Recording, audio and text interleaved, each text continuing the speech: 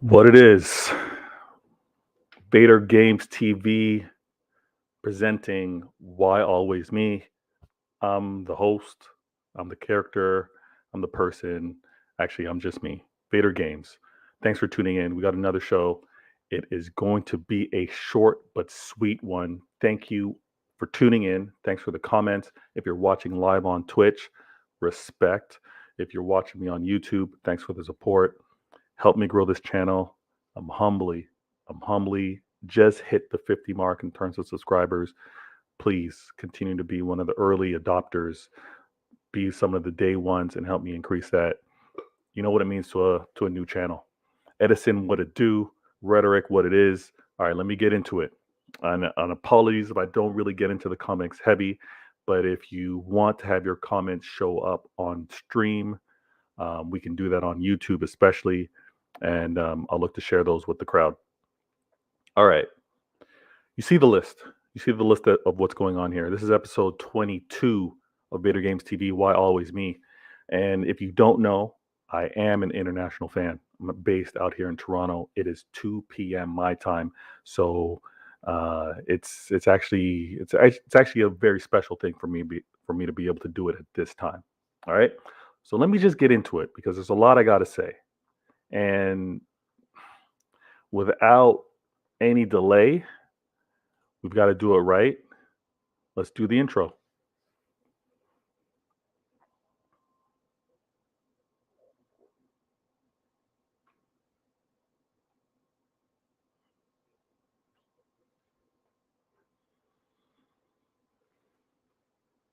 Okay. So first things first, my peoples come first. Hit that follow button, hit that sub button. Make sure you get the notifications. Follow me on Twitter, follow me on Twitch. Do the same thing on YouTube. And thanks for tuning in. Let's get into it. No surprises. I'm a Manchester City fan, and there's a lot of news with regards to Manchester United that I got to get into. And there's also some talks with regards to the new additions that are happening at City. All right. And what we are going to first talk about is the match that City had against Brighton. Very important match. Okay. We all know 1 point separates Manchester City versus Liverpool. Neck and neck. It's been like that for a minute now. There had to be a proper response to the FA Cup loss, the 3-2 loss to Liverpool just over the weekend, just on Saturday. The squad itself, tons of YouTube channels go over pre-match, post-match. I can do that as well, but I'm going to use this time really talk about the match itself and how well the players really coped with the, I would say, perceived pressure to have to keep pace with Liverpool. And the reason why I say it's perceived is because City does this. This is what City does. All right. Having to win every match, having to be neck and neck, having to close out and either chase a leader or remain a leader is what City does. So this perceived pressure is what I'm talking about here. And City did what they had to do. We knew as fans, and if you're rivals, you probably knew this too. Yo, Carlton, what it do? Thanks for tuning in, my guy. If you didn't know, you would have had to have understood that when Liverpool won their match and went top of the league temporarily, City would have to respond. And the match itself played out really well. Okay. It played out really well because you knew Brighton, no pushovers. They've beaten some big teams. They've beaten some big teams as of late, right? Showing good form. City had to properly respond. It was a little nerve-wracking a little bit for the first half. And the reason why I say that is from a City standpoint, opportunities were being made. There were some good chances developing, but the shots weren't being taken. Okay. There was a clear chance for Mahrez. Almost a certainty. And one would argue that was it the pressure of the match why his first touch wasn't quite what it was for him to control the ball and either lay it off, give a pass off, or shoot on that and put the team up 1-0. We don't know. So that first half was a little cagey. All right. Full full disclosure, if you're tuning into the channel for the first time, or if you've been here for a while, I'm a dad. I'm grown. You see the beard, ring. I got 2 kids. And unfortunately, from a timing standpoint, kids get out of school 3:30. Actually 3:35. So man's got to make moves, pick up the kids. For me here in Toronto, the game starts at 3 o'clock. So I caught the first 30 minutes, had to make moves, scoop up the kids. I'm expecting to get notifications of a goal versus Brighton. I'm expecting, actually, my old neighbor, City fan, we message back and forth. It's the whole ritual I'll talk about at another time. But I'm expecting to get a notification, a text. We're up 1-0. Mahrez. We're up 1-0. De Bruyne. We're up 1-0. Foden. I'm expecting one of those, right? Don't get it. Finally settled in, get the kids home in time for halftime. And that's when I kind of look at things and see, are we in control? Was there a risk of us not really winning this game? And to tell you the truth, there wasn't that stress. There wasn't the stress where Brighton was really posing a threat and there was concern that we wouldn't come out with this game. The only concern was that was whether we were going to take our chances, right? A lot of things were being built up as we just continue to probe, look for opportunities. And if I haven't said it on this show, I'm going to tell you now because it's something that I talk about with some rivals and some friends with regards to analogy with regards to City. Pep and Manchester City, the way we attack our opponents, it's more like a boa constrictor. Okay? We're going to continue to press, right? Corner, isolate, and apply pressure, more pressure, more pressure. The more that you kind of fall back or relinquish as an opponent, the tighter the grip is with regards to City and the pressure that it applies. So I knew over time that City would get into an opportunity to score its goals. Okay.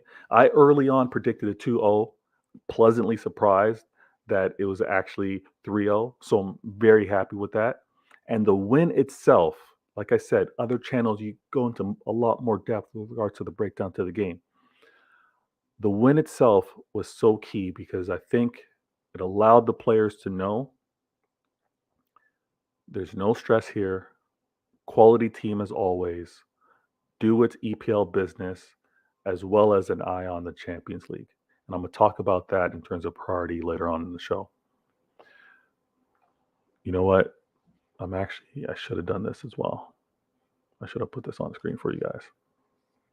Now, if you watch the game, and here's where I'm going to go into a little bit of detail.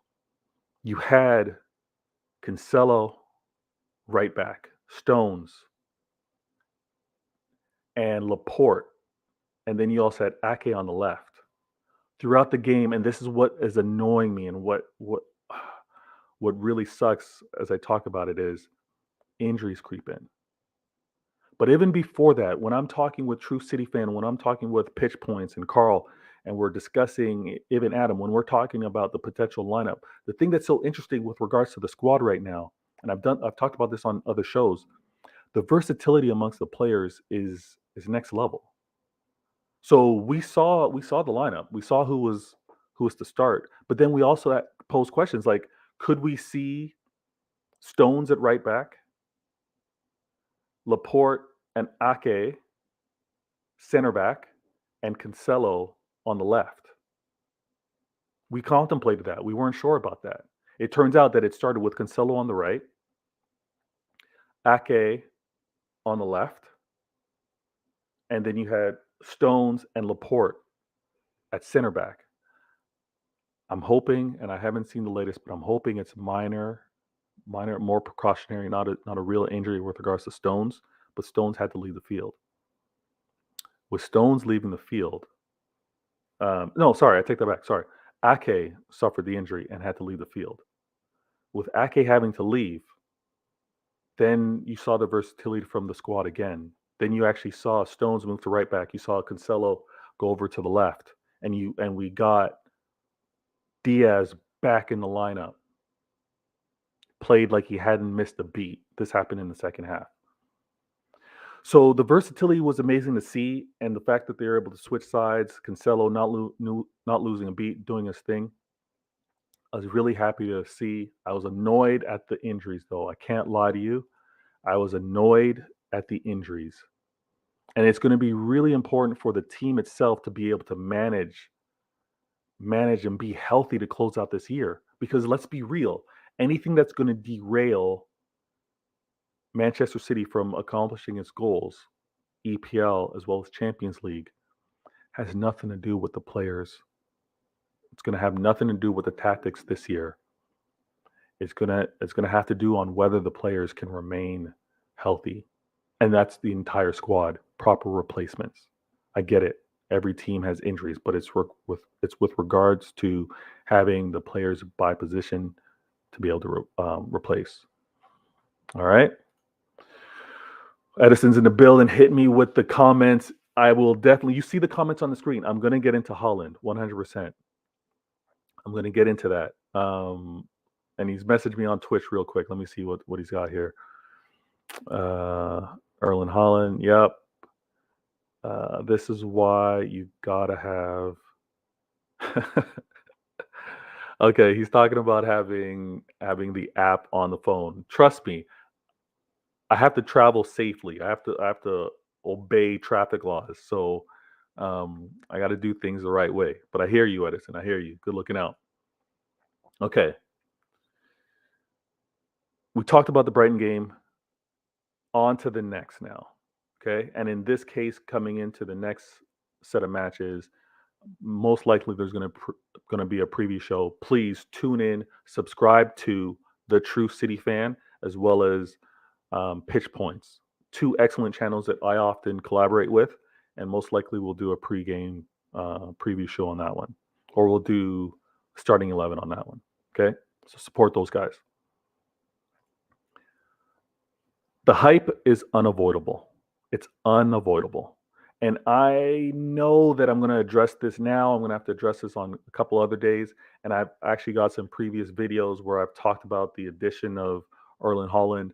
And a lot of it, like I just mentioned before, is because of the inside track that I happen to get when I'm associated with guys like Pitch Points, Carl, as well as True City Fan. Two guys in the know. I don't ask how they're in the know. I just know that they're in the know.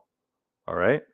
And the hype around Haaland was actually a reality in a lot of cases with regards to me, just because of the inside track that I was able to know and the trust with regards to how information is kind of fed through. Okay. But I have to say, I have to say, and let me do this real quick. Erling Haaland deciding, all signs show that he's deciding to come to Manchester City. And previous to that, he made sure to say that what he's looking for is the right project. What he's looking for him, more importantly, is the right place to go with regards to his football development. Right? He's looking to go somewhere that's going to match his ambition, match the mission that he has for himself, match the goals that he has for himself. I love that that's what he made a priority. The fact that he's got an agent, the fact that there's talks around with regards to his dad and what his dad's looking to do, looking to get with regards to compensation, understand that. There's no avoiding that. That's not even a knock. All right. Football is a business. Understand that point of it. But with regards to the purity of the sport, the artistry, we understand. Yeah, you're going to have your goals with regards to money making, 100%. But when you have a purity to the sport, when you're driven, when you have an ambition with regards to what you do or what you want to do within the sport, that's where you really achieve greatness. And I like that that's something that he's communicated. That's something that he's put out there.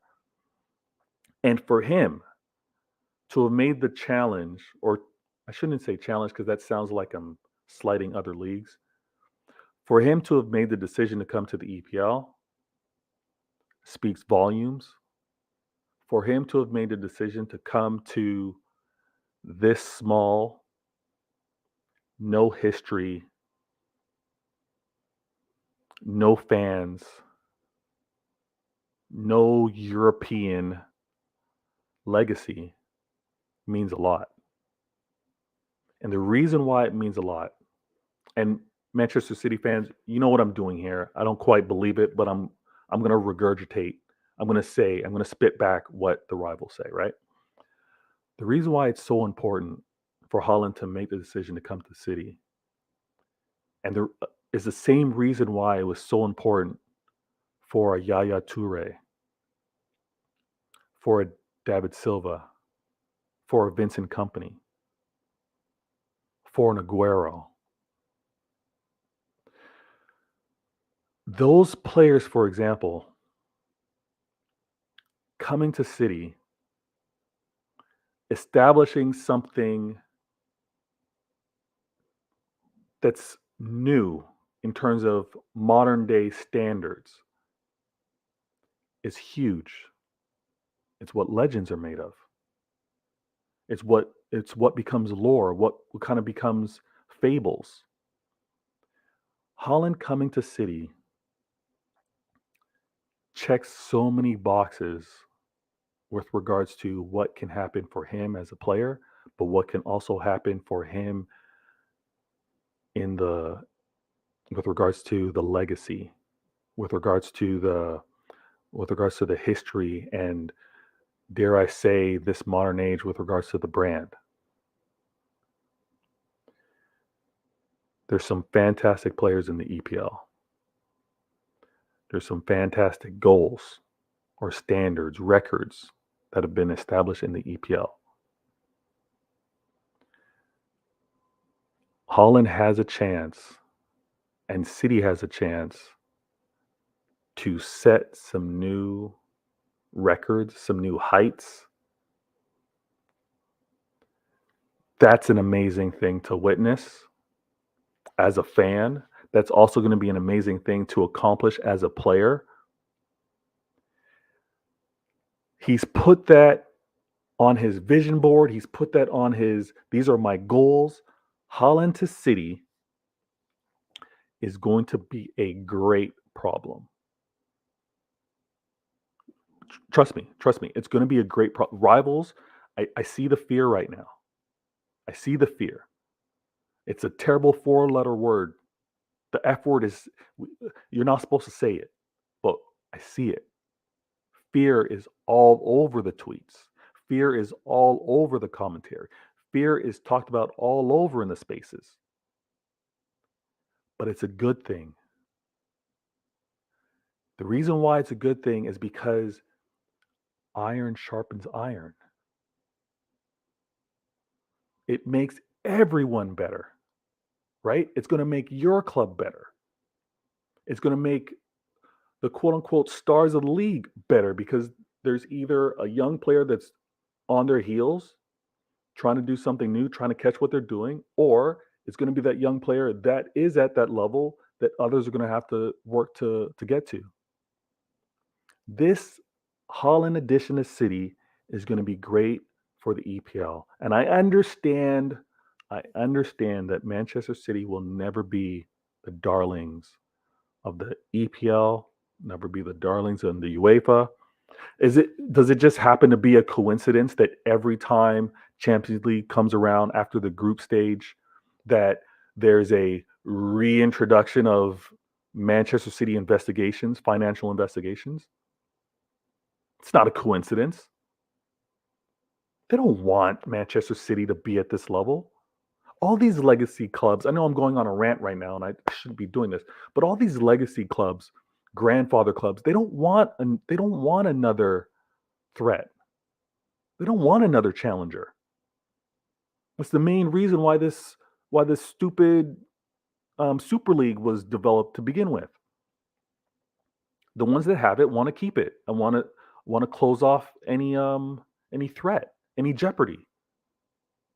This whole thing that's happening with the Champions League and the modifications for the upcoming years, granted, not as terrible as the Super League, but has elements of it. Legacy clubs, the coefficient that can play in it, even if they're not of worthiness, even if they haven't properly qualified for it. I'm totally against all of that. But nobody wants another threat. But trust me, another threat adds more eyeballs, adds more jeopardy. Haaland to City is going to be amazing. The reactions, the reaction, whether it's going to be fear, hate, love, it's necessary, it's needed, and I'm looking forward to it. Obviously, I am, and to tell you the truth, when I talk about later in the show, when I'm going to start talking about Ten Hag and his addition to Manchester United, I'm not going to be talking from a place of fear. Even if it was, let's go back. Even if it's dating back to Chelsea and Tuchel. I always kill his name. I'm sorry, but even if it goes back to that, it's not fear. The competition's great. It's what it's all about. Apologize. I know that was a tangent. My bad. My bad. Let me see these comments real quick. Ali, what it do? You like the rants? The rants are good. The rants are good, but from an editing standpoint, it kind of it kills things, and it also makes the vid a little longer than I kind of planned. Yo, my guy, I appreciate it. One day, 700 million fans or subs, I should say. One sub at a time, and I appreciate you being a part of the mix, my guy. Let me see what's happening on Twitch. All right. Edison wants to say, give Haaland credit for staying at Dortmund for 2 years. He knew he wouldn't have. Oh, he wouldn't have been. What? Give Haaland credit for staying in Dortmund for 2 years. He knew he wouldn't have playing time if he joined 2 years ago. That's fair. That's fair. That's actually. I mean, you're you know your football. You know your football. So same thing. And I've talked about this on another show. I'm probably gonna have to rewind it. Maybe I'll remix it and kind of give some new material. But I talked about young players and them showing patience. I talked about young players and them taking the time to learn from the best as opposed to let me just learn now. Let me just figure it out on my own. Great example is what I talked about with regards to Sancho and Foden. Two players, Manchester City Academy. Two players not getting first team play yet. Two players extremely talented. One chose to go, another chose to stay and see what was happening under the development of Pep. I'm not going to say one decision's wrong versus the other. I will say that one player stayed and is under the guidance of Pep, arguably the best manager in the world. Another left and is playing in a situation that is not ideal. We've seen young players, and I talked about this, it happens in many sports where the player wants to leave and be the man.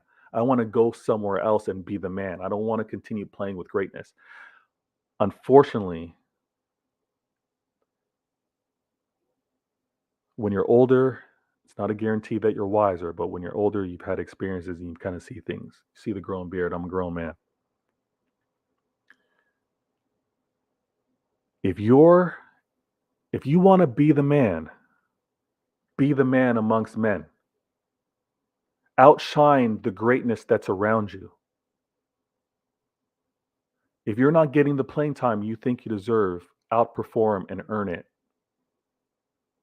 If you want to be the man with regards to marketing or all those other things off the pitch, show why you are that guy where you are amongst the others. Neymar leaving Barcelona to be the man over at PSG, don't need to fault him. I'm not saying fault him.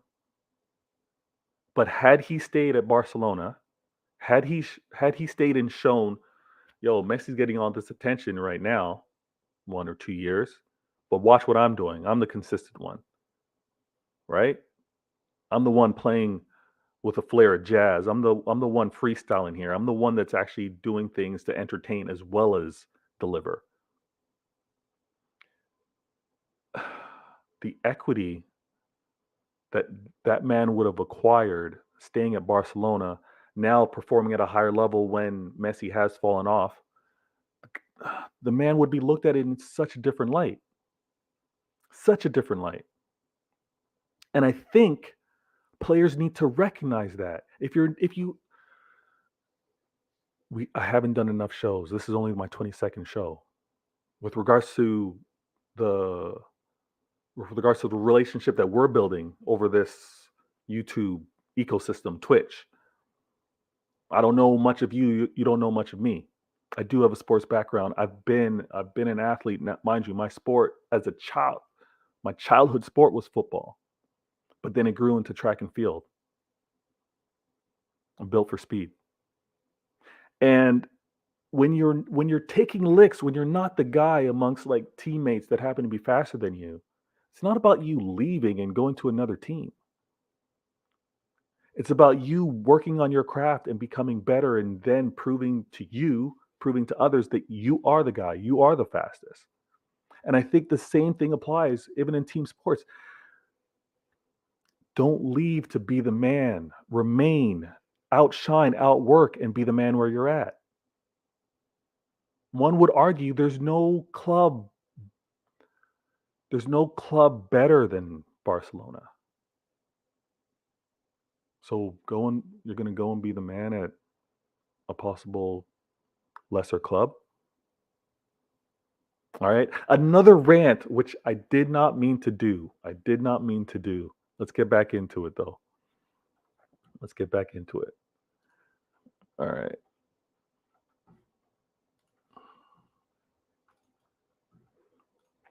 Okay.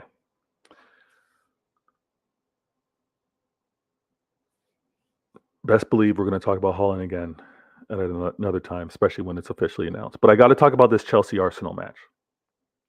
And funny enough, my phone needed an update. So while I was using the Twitter app, it wasn't giving me the proper Twitter space notifications or whatever, right? So I'm now back into it as of late the last few days, been back listening. Some spaces are extremely toxic. All it is all it is banter, which is fine. But it's funny now that I think about Chelsea and Arsenal because the talks back and forth have been extremely reckless. But I think one thing that's so true, let me put this on screen, is that the reason why the EPL is loved by so many fans, and I think it's a non-debate that the EPL is actually the dominant league with regards to eyeballs across the world. But what makes the EPL so magical is no win is a locked in. I know there's a lot of talk about Liverpool and Manchester City going to win every match to close out the season. It's not the case. If it was the case, people wouldn't be tuning in and the what ifs wouldn't be out there. Okay? The same thing happens with this Chelsea Arsenal. Chelsea and Arsenal, many would have said guaranteed win by Chelsea. They go through the list, player for player, manager. One team's playing for something, the other team isn't. There's no guarantees in the EPL. And Chelsea got slapped. Chelsea got slapped by Arsenal. 4-2. No one, I don't care. I don't care what fan you are. You could be a Chelsea fan, you could be an Arsenal fan, you could be a rival, a neutral. No one saw 4-2. Nobody. And again, the full breakdown, player by player ratings, how the formations, who did what. I'll be honest with you, don't got time like that right now. Watch the highlights. Arsenal was in very good control of that game. The goals that they gave up, sloppy defensively.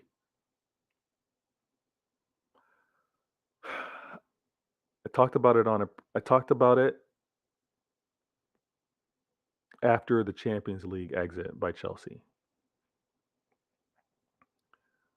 The main thing that Thomas, Mr.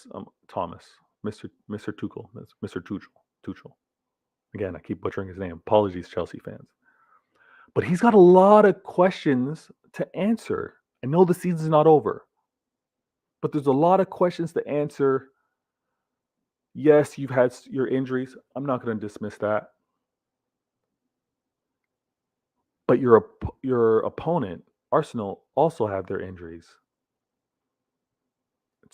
It's one thing if one team is riddled with injuries and the other teams at full strength. Both of you guys, both of your teams had injuries. And Chelsea manager surrendering so many points in the Champions League quarterfinals, questions need to be answered. Chelsea manager should be outclassing a young, inexperienced manager at Arsenal. Questions should be answered. Dare I say it, if the season doesn't net out with hardware and nets out with a fourth place finish, very little points gap between fourth and fifth, considerable distance between first and second in the EPL. Dare I say it, would Roman Abramovich, would he have pulled the "you're fired"? Would he have pulled the trigger? I'm asking the question. I don't know the answer here, but I'm asking the question. If those things happen, and I know, again, a lot of ifs, but if Roman was still the owner of Chelsea, would the current Chelsea manager be stressed about employment? I don't know, and I want to ask the question.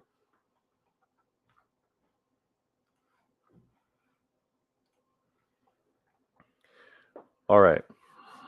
Okay. There's a lot here. It's a lot, and I need to bang through this really quickly. First of all,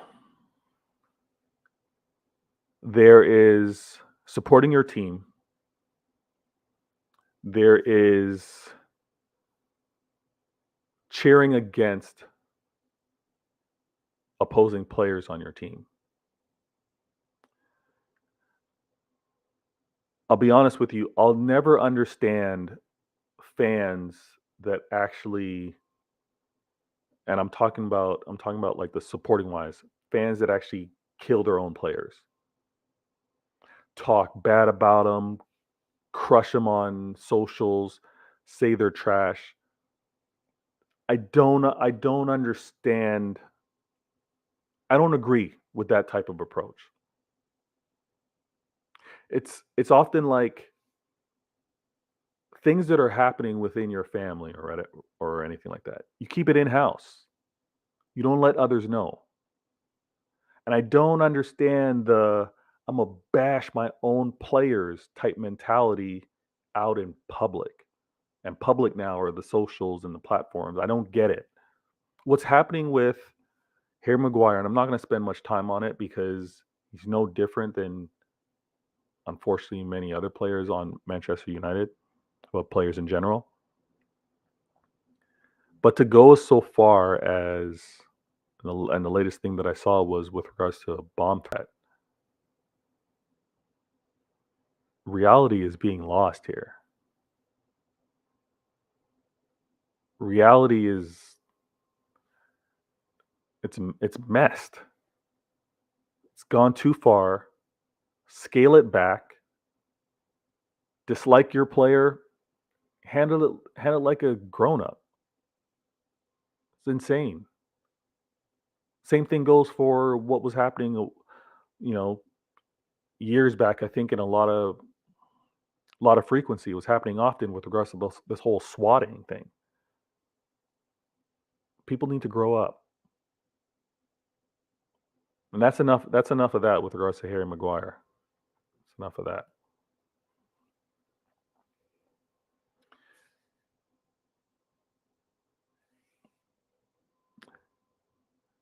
No team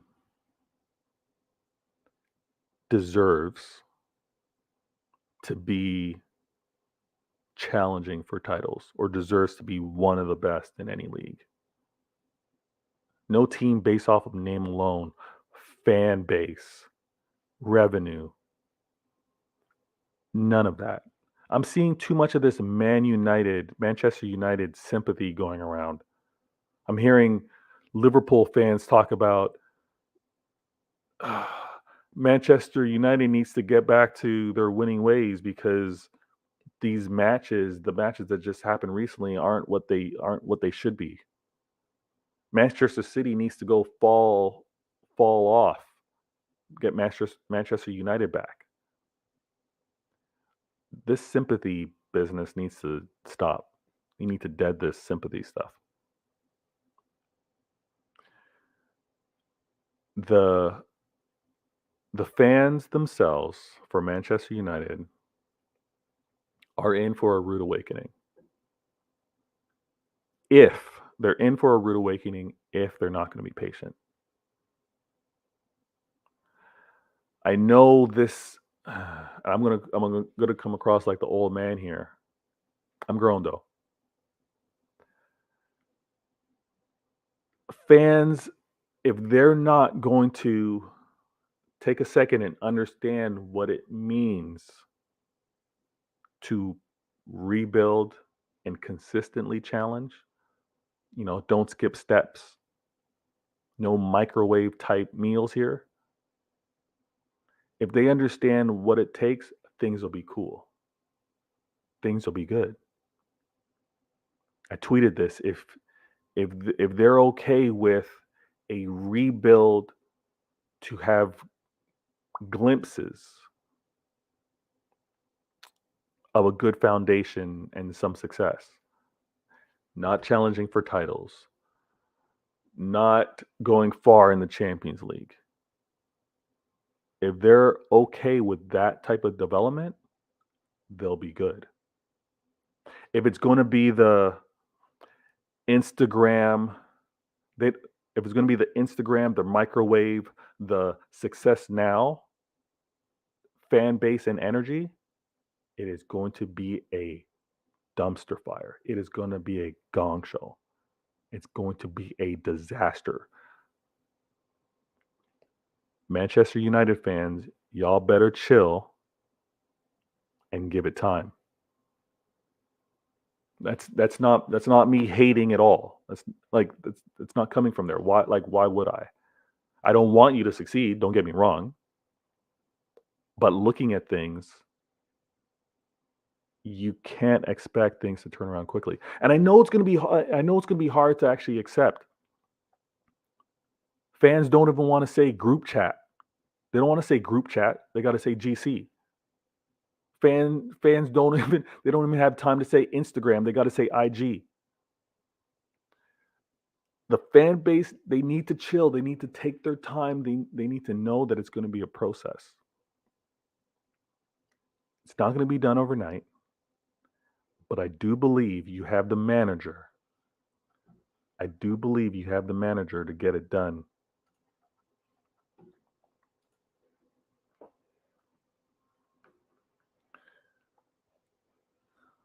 We got to talk about this new manager announcement and the whole process in itself. Um, will the new manager work at Manchester United? No clue. Could not tell you. Could not tell you. All right, yo, Big Morgan, what it do? Who cares about United after them? I hear you. I hear you. I hear you. But I do want to speak on it. The manager himself, potential, good track record. Only the owners know on what they plan on doing, how they plan on backing him, what they plan on doing with regards to the club.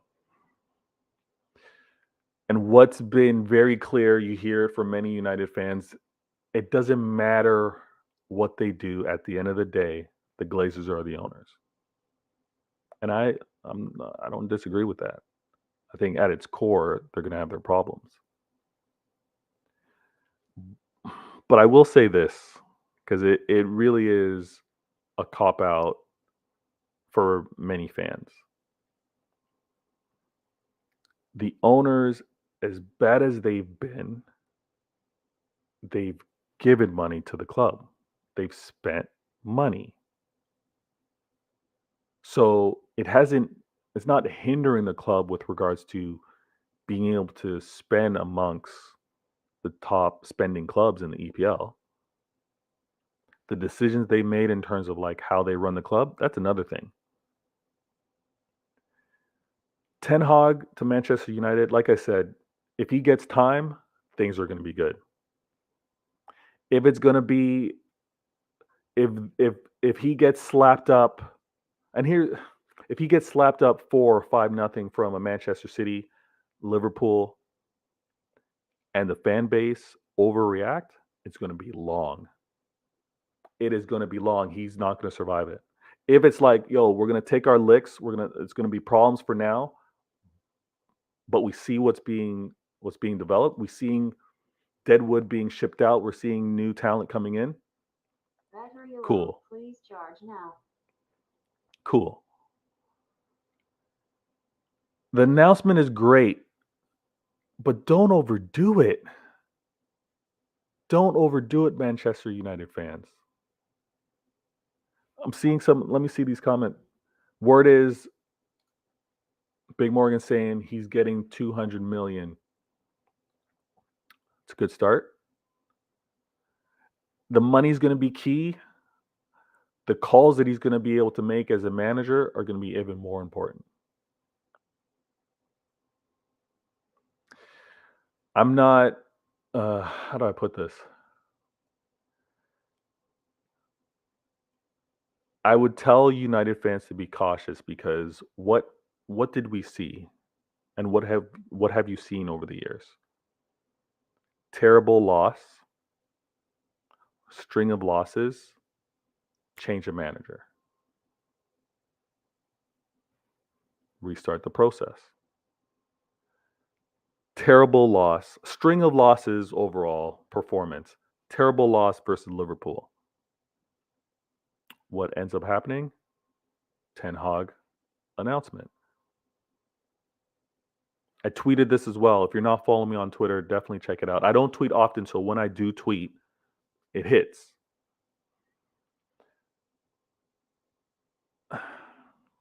They replaced the manager. New hope in the club. You can see it all over the timelines. You can see it. I think it's trending. Enough of these spaces.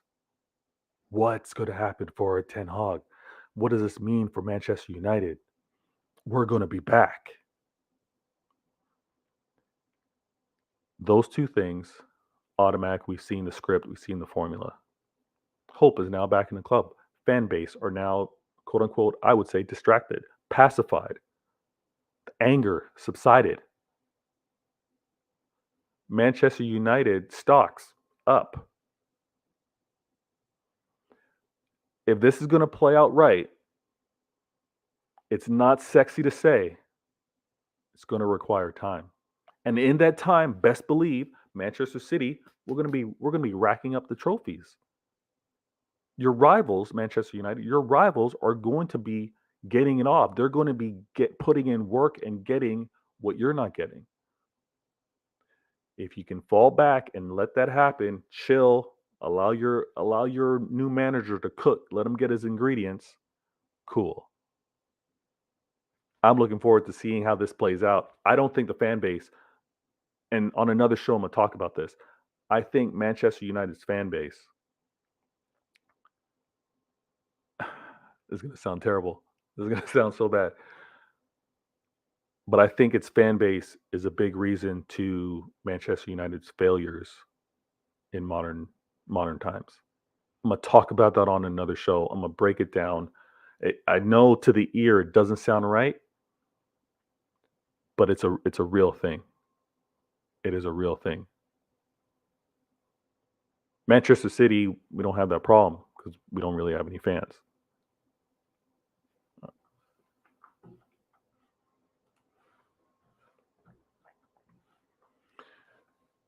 Okay, guys and girls, thanks for tuning in again.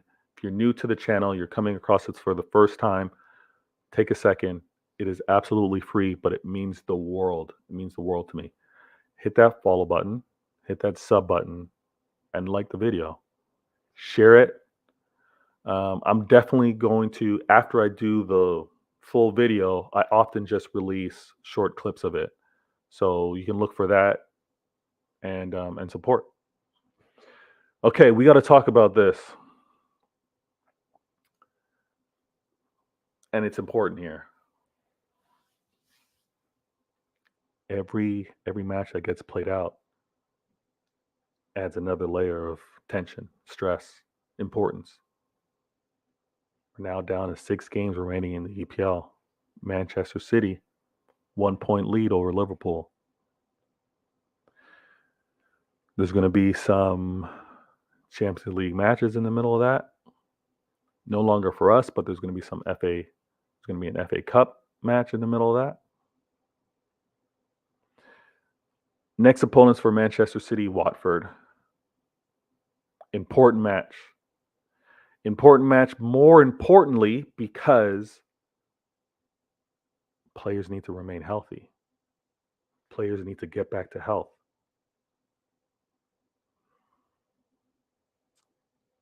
I think as we get closer, I'm going to look at who the potential starting lineup will be. But I think it's going to be business as usual. Manchester City, I hope for myself, if I was running Manchester City, if I could be an advisor to Pep, which I don't need to be, man knows his thing. But if I could have the loudest voice as a fan, I would say prioritize the EPL.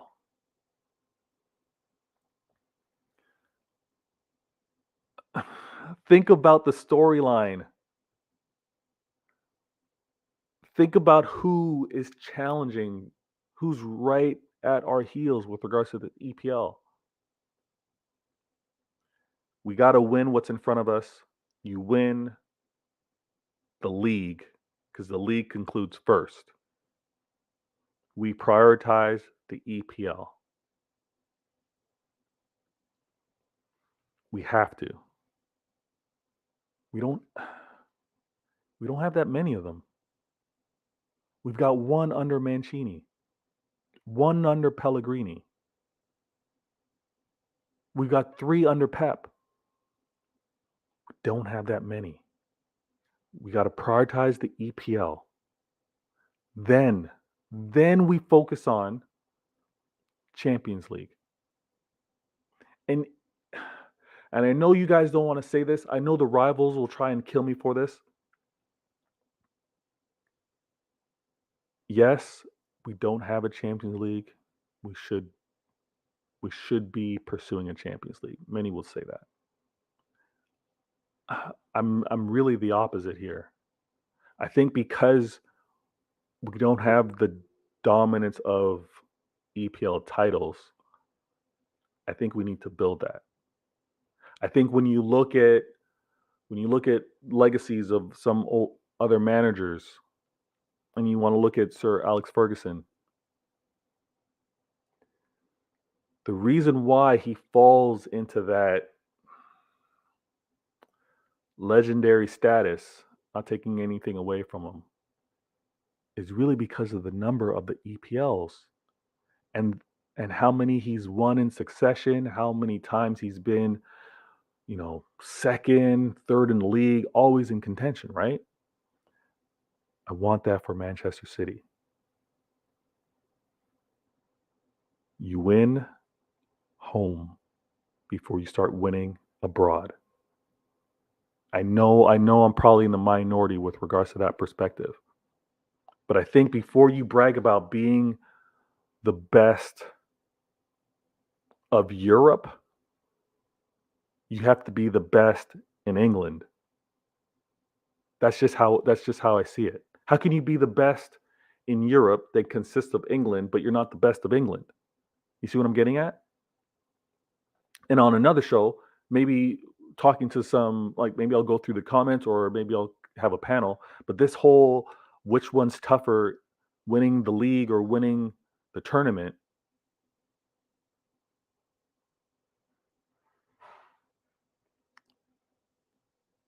I'm gonna answer that on another show. Let me check out these comments real quick. Yo, respect, Big Morgan. Peace, my guy. I'm about to shut down as well. Thanks for tuning in. Thanks for all the support with regards to this channel and the views.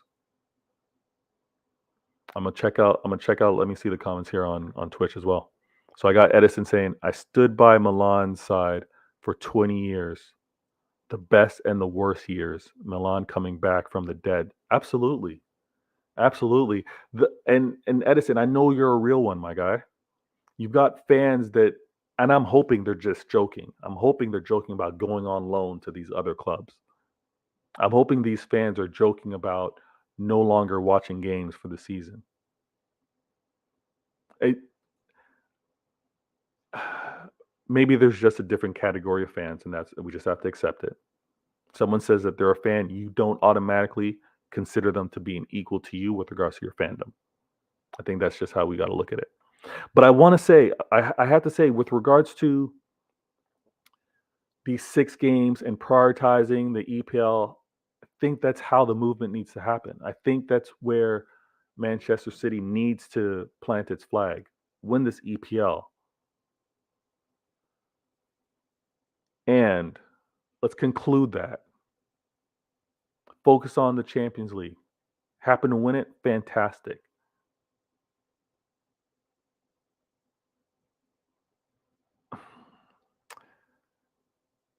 It's very disingenuous. I accept it for what it is if it's banter. But let's be real. You're not going to hold a manager, any manager, to come to a club, whether it's rebuilding, whether it's trusting the process, whether it's bringing in his own players, other than the Chelsea model. Fire, new manager, success. Fire, new manager, success. Not all clubs can be like Chelsea. But you're not going to hold a manager to his first year arriving to the club to be expected to win Champions League. I think it seems to only be the case when looking at Pep with regards to Manchester City. His first year at the club, he's expected to win Champions League. He's brought in at Manchester City to win the Champions League, and he's supposed to do it year 1. So he's been here 6 years, and you're expecting him to have won the Champions League within 6 years. Why would that be fair? Why would that be the timeline? The dominance that Manchester City have been able to achieve, the consistency, I'm all for it. You will never hear me say anything bad about Mancini or Pellegrini, but we never won back-to-back titles under those guys. We never got the funding to replenish the team to actually pursue a back-to-back from those guys. We could put it on the owners. The owners learn from their mistakes. But many will tell you, and if you've lived, actually, you live your own life, the hardest thing to do is to repeat. You do something of excellence, the hardest thing to do is to repeat at the same excellence. Winning back-to-back is so difficult. Manchester City is actually pursuing a back-to-back EPL title this year for the second time under Pep. It's not easy to do, and that is the priority. 6 games remaining. Manchester City have that as their goal. Champions League, all for it. Want us to win it one day. Is it a priority over the EPL? Absolutely not. All right, so let's do this. Fan requested. I'm glad to be able to do it. Continue to support the channel. I am very thankful for all the support that comes my way. This video included a couple of rants, a lot longer than I expected, but thank you nonetheless for supporting it. I will chop it up and give you some snippets, some highlights throughout the upcoming week, definitely leading into the weekend. But fan requested, and I got to do this. Viewers, hit that follow button, hit that sub button. Subscribe to my Twitch channel if you can. Every little bit supports the channel. Like and share helps grow this channel. Humble goals here. 55 subs. That's what I'm trying to achieve. 55 subs. I'm Vader Games. This is Vader Games TV, and I'm going to present to you a fan requested shoe cam. Hope you enjoy it. Hope you happen to know what shoes these are. Hit me up in the comments. And like I said, when we hit the milestone, and through my link, I've actually already secured this. Through my link, I'm going to be able to provide. Actually, how should I word this? I'm going to be able to provide a similar link at a considerable discount for you to be able to get similar footwear like myself. So check out these retros. Let me know if you happen to know what these are. And as I continue to improve the channel, I will improve the lighting. But let me know if you happen to know what these are. All right. It's springtime. So the white shoes are going to be hitting the streets. I don't play ball as often as I like to, but my little guy is actually playing basketball for the first time, so I'm gonna wear these and show him how to play the game. But let me know in the comments if you happen to know what shoes they are, brand, and which number they happen to be. Another episode, Why Always Me? First things first, my peoples come first. Hit that follow button, subscribe, hit me up in the comments. Let me know if you know what shoes those are. And we keep going. We keep going. I'm going to do another show, hopefully over the weekend, after the Manchester City match versus Watford. But I'm Vader Games. Why always me? I'm out.